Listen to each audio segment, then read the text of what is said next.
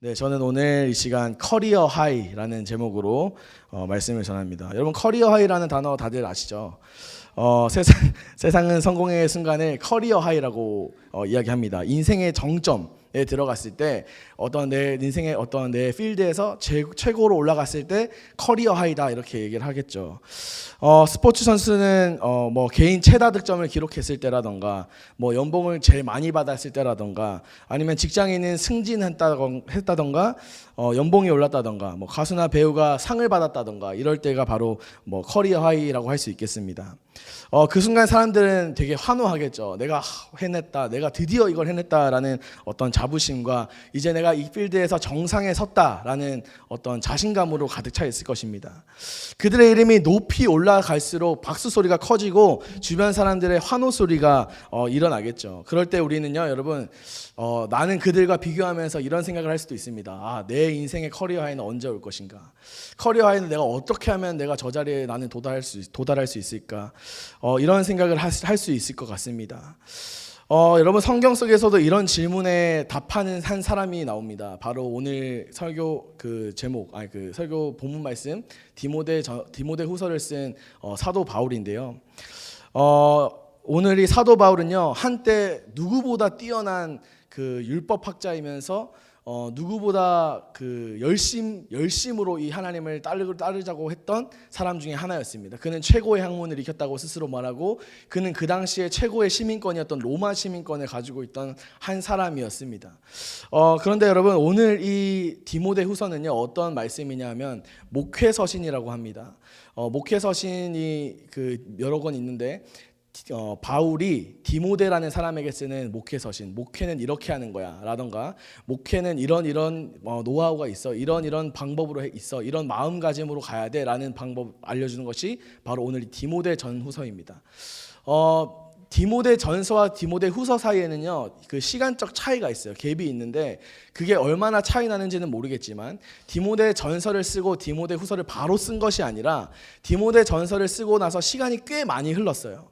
그리고 디모데 후서를 오늘 쓰는 것입니다. 디모데라는 사람은 누구냐면 바울이 자식이 없거든요. 자녀가 없어요. 그래서 바울이 유일하게 내 영적인 아들이다 라고 말하던 사람이 바로 디모데입니다. 그러니까 디모데를 얼마나 아꼈는지 사도 바울의 이 편지를 보면 알 수 있습니다. 그런데 오늘 이 디모데 후서 이 말씀은요 바울이 감옥에 갇혔을 때 쓴 내용이에요. 인생의 정점을 찍었던 사람이 오늘 이 인생의 바닥에서 이 차가운 감옥 바닥에서 몸에는 찾고 이 칼을 차고 착고를 메고 있는 상태에서 이 아들 디모데에게 편지를 쓰는 것입니다. 내가 죽을 때가 다 된 것 같다. 내가 많은 시간 수많은 그 감옥 생활을 해봤지만 이번 감옥 생활은 좀 쉽지 않다. 그러니까 이 날씨가 추워지기 전에 겉옷을 들고 내가 이때까지 썼던 편지들을 들고 나에게 좀 방문해줘라 라고 편지하면서 이 디모데의 영적인 코칭, 목회 코칭을 하는 내용이 바로 오늘 디모데 후서입니다. 그러니까 오늘 이 디모데 후서는요 단지 그냥 너 잘 지내고 있어 하고 편지하는 내용이 아니라 내가 이제 곧 죽을 거야 라고 쓰는 유언장과 비슷하다는 것입니다. 그 차가운 감옥 바닥에서 오늘 이 사도 바울이 진짜 커리어 하이가 무엇인지, 진짜 목회에 잘하는 너 디모데 너야, 내가 목회가 뭔지, 진짜 목회가 뭔지, 진짜 하나님 앞에 쓰임 받는 인생이 뭔지 내가 알려줄게 하고 쓰는 것이 오늘 디모데 후서라는 것이죠. 그곳에서 바울은요 오늘 이 말씀을 이렇게 시작합니다. 큰 집에는 금과 은의 그릇뿐 아니라 나무와 질그릇도 있다. 어떤 것은 귀히 쓰고 어떤 것은 천하게 쓰인다라고 말입니다. 바울은요 오늘 이 말씀을 통해서 말합니다. 하나님께 쓰임받는 인생의 진짜 커리어 하이는 높은 자리가 아니라 깨끗함과 순종의 자리라는 것입니다. 아멘. 우리 인생에요 커리어 하이를 위해서 그것을 향해서 가는 사람들이 있는 줄 압니다. 누구나 어떤 필드에 들어가기 시작하면 내가 그 필드의 탑이 되고 싶고 그런 욕심을 가지고 살아가는데요. 여러분 분명하게 말하지만 그 과정, 최선을 다하는 건 내 몫이지만 그 커리어 하이의 정점을 찍게 하시는 분은 그 최고가 되는 영역은 나의 영역이 아니라 하나님의 역할임을 기억하시기 바랍니다. 오늘 말씀을 통해서 정말 하나님께 쓰임받는 인생이 무엇인지, 그것이 어떤 의미를 가지고 있는지 저와 한번 살펴보기 원합니다. 먼저 첫 번째, 하나님께 쓰임받기 위해서는요, 준비가 필요합니다. 바로 깨끗하게 하는 것입니다. 깨끗하게 하는 것. 20절과 21절 말씀 한번 같이 읽어보겠습니다. 20절과 21절 말씀 시작. 큰 집에는 금그릇과 은그릇뿐 아니라 나무그릇과 질그릇도 있어 귀하게 쓰는 것도 있고 천하게 쓰는 것도 있나니, 그러므로 누구든지 이런 것에서 자기를 깨끗하게 하면 귀히 쓰는 그릇이 되어 거룩하고 주인의 쓰심에 합당하며 모든 선한 일에 준비함이 되리라. 아멘. 바울은요, 우리의 인생을 큰 집이라고 비유합니다. 이 큰 집의 그릇으로 비유하는 것이죠. 그 큰 집에는요, 금그릇도 있고 은그릇도 있고 나무그릇도 있고 질그릇도 있다는 거예요. 이 말은 곧 교회 안에도, 우리가 지금 함께 있는 이 교회 안에도 다양한 환경과 다양한 배경의 사람들이 존재하고 있다는 것을 말하고 있습니다. 겉으로 보기에는 다 신앙이 있어 보이고, 겉으로 보기에는 저 사람이 정말 신앙인처럼 보이지만 그 사람의 혼자 있는 시간, 그 사람이 하나님과 혼자 있는 그 시간에 어떤 사람인 줄은 아무도 알 수 없습니다. 그러니까 그 사람의 진짜 그릇, 겉으로 보이는 모양은, 겉으로 보이는 그릇은 그 사람은 금처럼 아름다워 보일 수 있고 은처럼 밝아 보일 수 있지만 그 사람의 그 사람의 진짜 모습은 어떤지 우리는 아무도 알 수 없다는 것입니다. 그러니까 하나님께 쓰임받는 사람과 쓰임받지 못하는 사람이 분명하게 공존하고 있다는 것이죠. 바울은요, 그 차이를 금의 재질, 그러니까 어떤 메테리얼로 이것이 그 그릇이 만들어졌느냐를 따지는 것이 아니라 그 금이 얼마나 깨끗한가, 얼마나 정결하고 얼마나 클린한가, 퓨어한가에 이 중점을 두고 있다는 것입니다.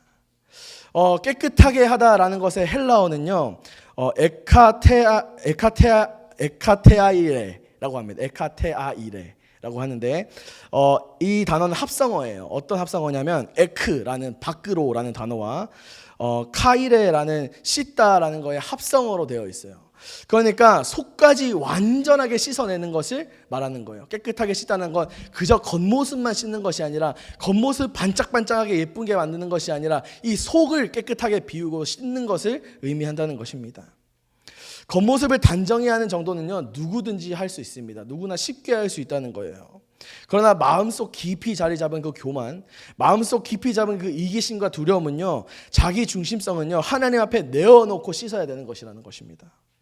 그래서 바울은 디모데에게 설교를 잘해라, 너 이렇게 설교 잘해야 돼, 너 이렇게 전도 잘해야 돼, 너 이렇게 신앙생활 잘해야 돼 라고 말하는 것이 아니라, 교회를 키워라 라고 말하는 것이 아니라 너 스스로를 깨끗하게 해라 라고 말하고 있다는 것입니다. 하나님은요, 능력보다 준비된 자를 찾고 계십니다. 하나님은 내 스펙이 얼마나 큰지를 보시는 것이 아니라 그 사람이 얼마나 깨끗하고 정결한지를 보고 계시다는 것입니다. 하나님은 내가 어떤 직업을 가지고 있는지에 관심을 두고 있지 않으십니다. 하나님은 내 스펙이 굉장히 높이 있는, 내 스펙에 막 시험이 몇 점이고 내가 돈을 얼마나 벌고, 여러분, 이거에 하나님의 초점이 있는 것이 아니라 이 사람이 진짜 나를 사랑하는지, 그래서 진짜 내 마음에 들기 위하여서 정결하게 살아가고 있는지, 거룩하게 살아가고 있는지를 하나님 보고 계시다는 것입니다. 여러분, 하나님에게 최고의 스펙은요, 거룩이라는 것입니다. 아멘. 우리의 스펙, 이 땅의 스펙은 시험 성적, 돈, 어디에 어떤 직장에 내가 얼마나 있었고 누구 밑에 있었고 누구에게 배웠고, 이것이 스펙이 될 수 있겠지만 하나님에게 쓰임받는 사람의 최고의 스펙은 거룩이라는 것입니다. 여러분, 거룩이 곧 능력임을 기억하시기 바랍니다. 너의 마음을 깨끗하게 해라, 그러면 내가 너를 쓰겠다라는 것이 오늘 말씀의 시작입니다. 진짜 커리어 하이는요, 높은 자리에 오르는 것이 아니라 하나님의 손에 들려서 쓰임받는 그 순간임을 여러분 기억하시기 바랍니다. 그때 비로소 우리의 인생은요, 주인의 목적에 맞는, 하나님의 목적에 맞는 쓰임을 다하는 것입니다. 두 번째, 우리가 하나님 앞에 나아가기 위해서는, 쓰임받기 위해서는요, 욕망에서 떠나야 합니다. 그러니까 곧 방향을 바꾸는 것이죠. 깨끗하게 하는 것 그 다음에는 방향을 바꿔야 됩니다. 22절 말씀인데요, 다시 한번 읽어보겠습니다. 시작. 또한 너는 청년의 정욕을 피하고 주를 깨끗한 마음으로 부르는 자들과 함께 의와 믿음과 사랑과 화평을 따르라. 아멘. 여러분이 깨끗함은요, 단지 상태의 변화를 말하는 것이 아니라 우리 삶의 방향을 바꾸는 것을 의미합니다. 하나님께 쓰임받는 사람은 죄에서 깨끗해진 사람일 뿐만 아니라 욕망에서 돌아섰다는 것입니다.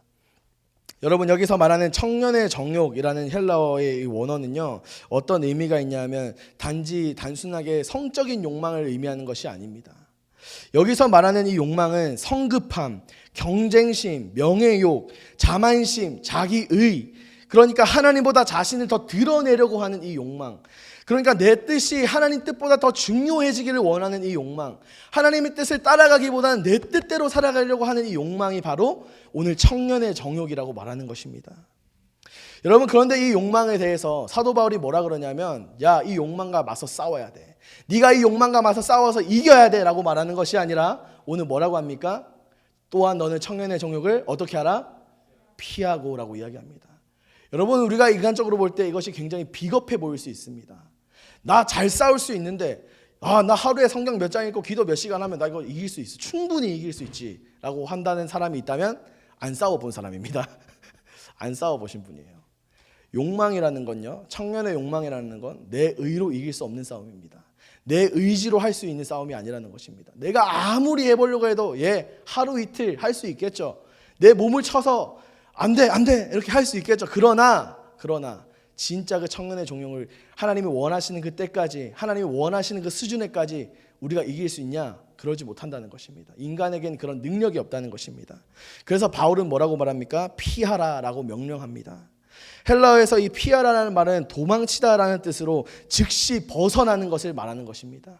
즉시 벗어나는 것입니다. 머물러서 싸우지 말고, 머물러서 맞서지 말고 그냥 그 자리에서 빨리 나와라는 것을 말하고 있다는 것입니다. 죄와 유혹은요, 이성으로 이길 수 없습니다. 절대로 이길 수 없어요. 그래서 우리는 그 자리를 피해야 하는 것입니다. 그런데 여러분, 바울은요, 피하라고만 말하지 않습니다. 그냥 피해라고 끝나는 것이 아니라 뭐라고 합니까? 주를 깨끗한 마음으로 부르는 자들과 함께 의와 믿음과 사랑과 화평을 뭐하라? 따르라 라고 이야기합니다. 바울이 말하는 청년의 종욕을 이길 수 있는 방법은 두 번째, 화평, 사랑과 화평, 의와 믿음과 사랑과 화평을 따르는 것입니다. 따르라는 것은 여러분 단순히 그것을 추구하라는 것이 아닙니다. 여러분, 요즘 추구미 아시죠, 여러분? 추구미? 저의 추구미 예수님 닮아가는 것인데 오늘 그걸 얘기하는 것입니다. 바울이 추구하는 것. 근데 단순히 따라가는 것이 추구하는 것에서 멈추는 것이 아니라 이것은 뭘 의미하냐면 사냥하듯이 집요하게 쫓는 것을 의미합니다. 이해하셨습니까, 여러분? 단순히 따라가라, 이것이 뭘 의미하냐면 이게 너무 좋아 보여, 난 이걸 추구해, 여기서 끝나는 것이 아니라 사냥하듯이 집요하게 쫓아가는 것. 여러분, 이것을 사도 바울이 오늘 따르라라고 이야기한다는 것입니다. 여러분, 예수님을 정말 따라가길 원하십니까? 여러분, 예수님을 정말 닮기를 원하십니까? 정말 그 성품이 내 성품이 되기를 원하십니까? 단지 너무 좋아 보인다, 너무 멋있어 보인다, 이것이 아니라 내가 그것을 어떻게 하면 그것을 잡아갈 수 있을까? 내가 어떻게 하면 그것을 사냥할 수 있을까? 저것이 어떻게 하면 내 성품이 될 수 있을까? 집요하게 파고들어야 한다는 것입니다. 여러분, 세상적인 학문도요, 정말 그 학문의 탑에 있는 사람을 보면, 그 삶의 커리어 하이에 있는 사람을 보면 그 한 가지에 정말 미쳐 사는 사람이 커리어 하이에 도달하는 것입니다. 영적인 것도 똑같습니다, 여러분. 세상에서는 그렇게 미쳐 살면서 어떻게 그 자리에 탑에 가볼까 내가 미쳐 살면서 예수님 따라가는 것에 여러분 그 정도 열망이 있는지, 내가 예수님 따라가는 것에 그 정도로 집요하게 한번 살아봤는지 우리 인생을 점검해 볼 필요가 있다는 것입니다. 여러분, 정욕에서 도망치는 것은 비겁한 것이 아닙니다. 내가 할 수 없는 것을 인정하는 것, 내가 할 수 없기에 그 자리에서 도망치는 것, 여러분 그건요 겸손이라고 하는 것입니다. 내가 그 자리에서 어떻게든지 맞서 싸워보려고, 내 힘으로 할 수 있다고, 내가 말씀 읽기 때문에 할 수 있다고, 내가 기도하기 때문에 할 수 있다고 맞서는 것이 여러분 교만입니다. 성경은 분명하게 여러 차례 이 말씀, 이 유혹 앞에서, 청년의 정욕 앞에서 피하라라고 말하고 있다는 것입니다. 여러분이 피하라라는 것은 또 어디에서 나오냐 하면요, 요셉의 이야기에서 나옵니다.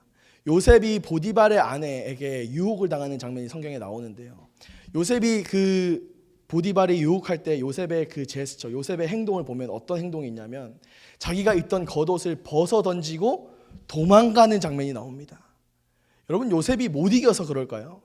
요셉이 그 여자 한 명을 못 이겨서 그렇게 도망쳤을까요? 그러지 않는다는 것입니다. 요셉은요, 알았을 것입니다. 자기의 연약함을. 내가 이 연약함에 이길 수 없다라는 것을 인정했다는 것입니다. 내 힘으로는 절대 이 자리에서 벗어날 수 없구나라는 것을 알았다는 것입니다.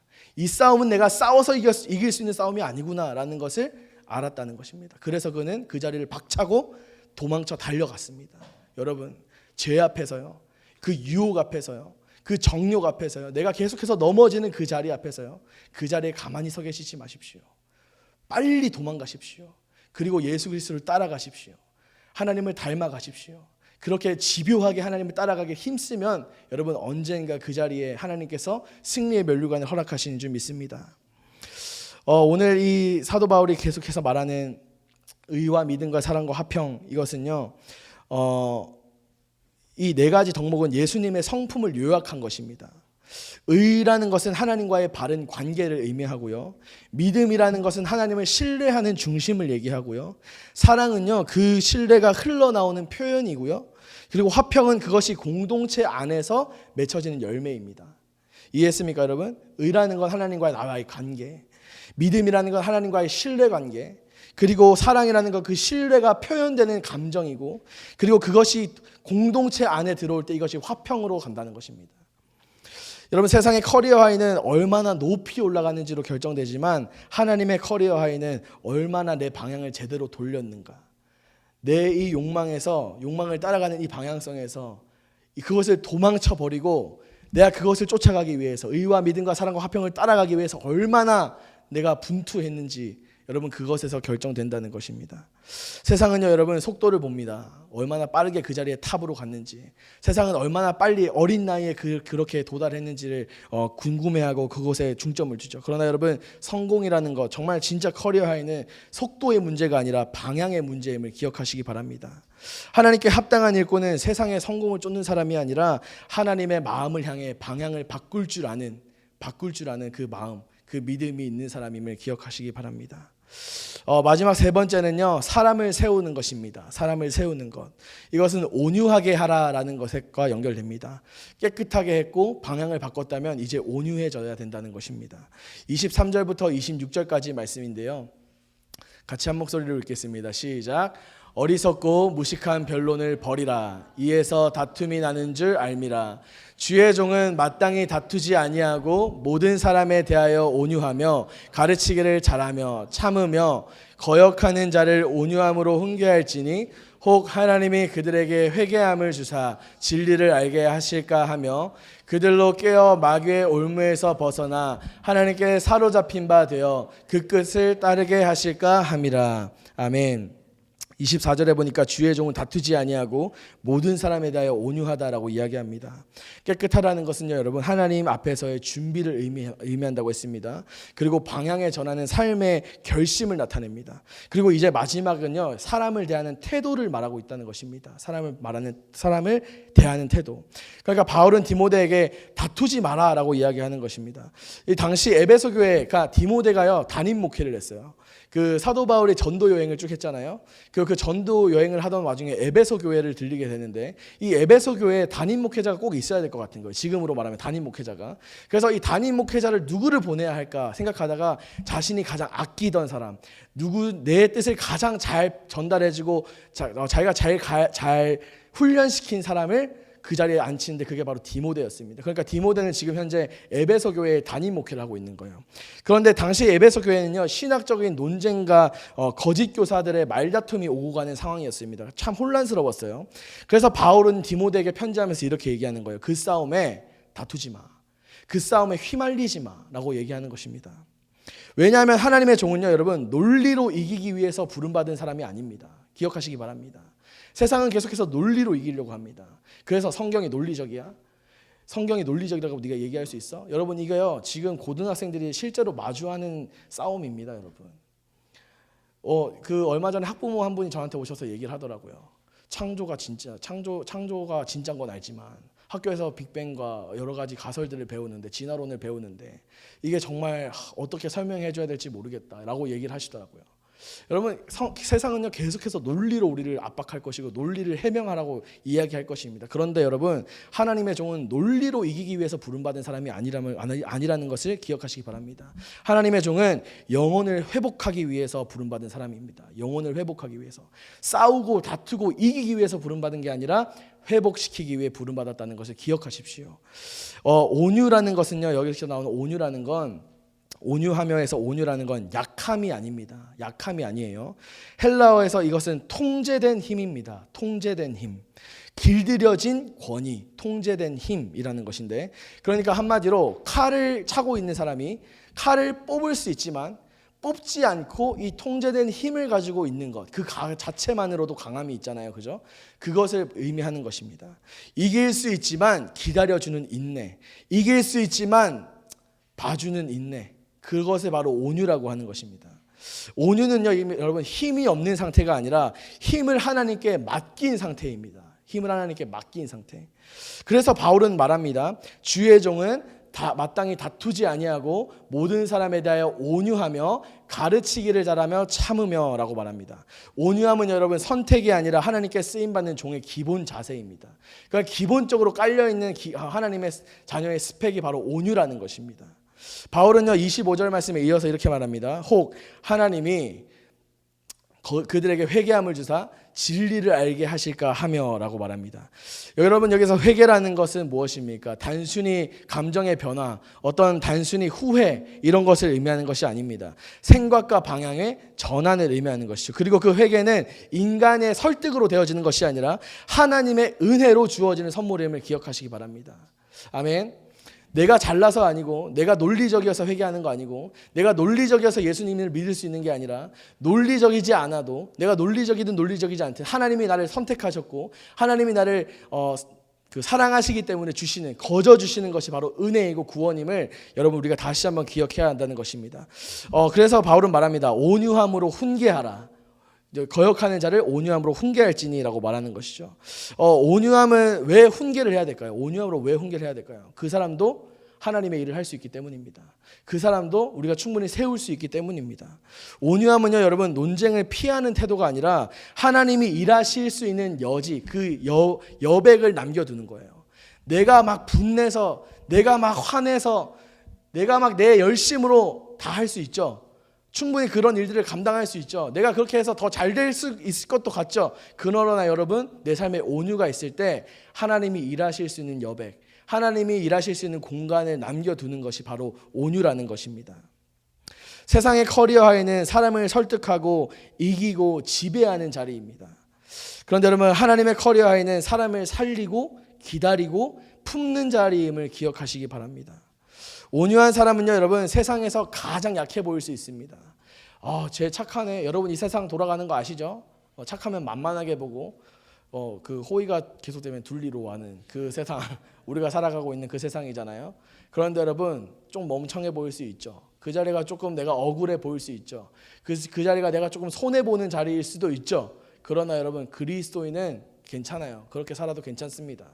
우리가 좀 그렇게 살아도 괜찮아요. 내가 죽지 않습니다. 오히려 그 자리를 통해서 결국엔 그들은 알게 될 것입니다. 그리스도인 이렇게 다른 거구나. 그리스도인 이렇게 다른 거구나. 쟤네가 약한 게 아니고 쟤네가 지금 봐주고 있구나. 쟤네가 지금 다른 걸로 준비하고 있구나 라는 것을 세상이 알게 될 거라는 것입니다. 하나님 앞에서 우리가 가장 강한 사람입니다. 여러분 온유한 사람은 하나님 앞에서 가장 강한 사람이에요. 왜냐하면 우리의 힘은 우리에게서 나오는 것이 아니라 하나님께 길들여져 있기 때문에, 하나님께서 하시기 때문에, 하나님 그 자체가 우리의 힘이시기 때문에 우리가 온유할 수 있다는 것입니다. 저와 여러분이 그렇게 온유한 인생, 정말 하나님께 다 맡기는 인생, 하나님께서 책임지시는 그 인생을 살아가기를 간절히 소망합니다. 바울은 인생의 마지막 장면에서 화려한 무대도 아니고 박수도 아니고 명예도 없었습니다. 그의 이름은요 여러분 누가 하나 높여줄 사람도 없었고 그를 변호해줄 사람도 없었고 그 사역을 기억해줄 사람도 없었습니다. 그는 그냥 로마의 그 감옥 안에서 쇠사슬에 묶인 채로 지금 홀로 있다는 것입니다. 그런데 그는 이렇게 고백합니다. 디모데후서 4장 7절 말씀 제가 읽겠습니다. 나는 선한 싸움을 싸우고 달려갈 길을 마치고 믿음을 지켰다. 아멘. 여러분 그가 고백한 고백을 기억하시기 바랍니다. 그의 인생의 정점, 그 커리어 하이, 사람들이 볼 때는 그의 지금 그 사람이 밑바닥을 치고 있다고 말할 수 있고, 세상이 볼 때는 사도 바울이 이제 끝났구나, 저 사람 이제 다 갔구나, 저 사람 이제 죽는구나, 너무 하찮게 볼 수 있지만, 여러분 하나님이 보시는 그 위에서 보실 때, 와, 네가 진짜 충성되다, 내 사랑하는 종아 라고 말씀하신다는 것입니다. 여러분 우리 인생에 어떤 것이 그렇게 가치 있습니까? 여러분 기억하십시오. 우리가 오는 데는 순서였지만 가는 데는 순서가 없습니다. 여러분 그리고 그 갈 때 우리가 그냥 이 세상이 끝나면, 이 삶이 끝나면 그냥 아무것도 없는 무의 인생을 가는 것이 아니라, 이 세상이 끝나면 반드시 하나님의 심판대 앞에 다 서게 될 거라는 것입니다. 그리고 그 심판대 앞에서 우리가 내세울 수 있는 건 내 스펙도 아니고 내 돈도 아니고 내 직업도 아니고 오직 내가 하나님 얼마나 사랑했는지, 여러분 그거 하나 하나님 카운트 하신다는 것입니다. 그러니까 여러분, 나는 선한 싸움을 다 싸우고 달려갈 길을 마치고 믿음을 지켰다라는 이 고백이 저와 여러분의 고백이 되기를 간절히 소망합니다. 여러분의 커리어의 하이는 언제입니까? 세상의 기준으로는 성공과 인정을 받는 순간일 수도 있겠지만, 하나님 나라의 기준에서 이 커리어 하이는 내가 깨끗이 비워지는 자리, 하나님의 손에 들려서 쓰임받는 그 자리가 바로 커리어 하이임을 기억하시기 바랍니다. 세상은요, 나를 통해서 무엇을 얻었는지를 묻습니다. 회사에서 이 사람을 통해서 어떤 성과를 얻었는지, 이 사람이 어떤 성과를 냈는지를 따지지만, 하나님은 나를 통해 누가 살아났는지, 나를 통해 누가 회복되었는지에 관심이 있다는 것입니다. 여러분 오늘 우리 모두가 그 주님의 음성을 듣는 날, 정말 하나님의 그 음성, 착하고 충성된 종아라는 그 음성을 듣는 날이 언젠가 오기를, 그날이 왔을 때 정말 하나님께서 그 음성을 우리에게 들려주시기를 소망하며 살아가는 저와 여러분이 되기를 간절히 소망합니다.